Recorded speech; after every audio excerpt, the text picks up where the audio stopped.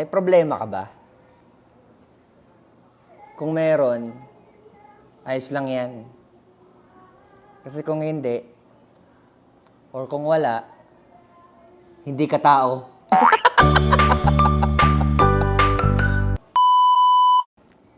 Feeling mo ba nalilate ka na?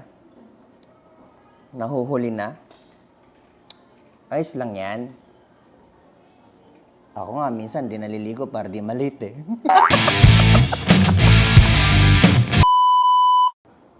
Naniniwala ka ba na after second chance, may third chance pa? Walang sagot. Oo naman. Kasi kung hindi, baka patay ka na nun.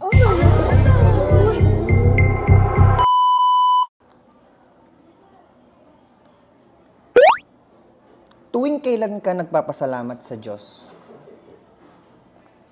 Pag may natatanggap lang ba? O pag wish granted? Siyempre hindi. The moment na gumising ka sa umaga, bumangon ka sa higaan, that's the time na kailangan mong magpasalamat. What shall I say unto the Lord? Uy! Alam mo ba, sa dinami-dami ng may ayaw sa'yo, isa ako sa mag-cheer sa'yo.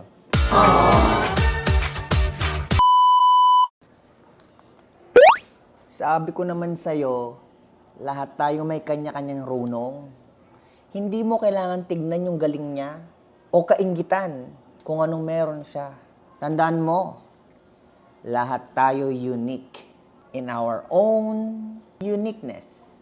Our own skills, talent, knowledge, wisdom, figure, physical appearance. Everything is different yet unique. English yun. Minsan, when you're doing your best, kala nila nagpapa-impress. Press mo lang ang button ng pagiging best. Hindi mo kasalanang sila'y ma-impress. Yes! As long as wala kang tinatapakan among the rest, in your own way, you can be the greatest. Di ba, best?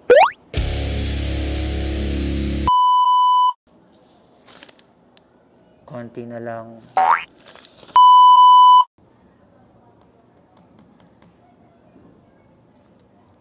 Oh! Demotivated ka na naman. Lika. May nagkaka-crush sa'yo. Oh my God! Okay na? Okay na. Ayun! Follow, like, share, and subscribe sa YouTube ko, guys. Good vibes lang tayo, guys. Good vibes lang tayo. Thank you for watching.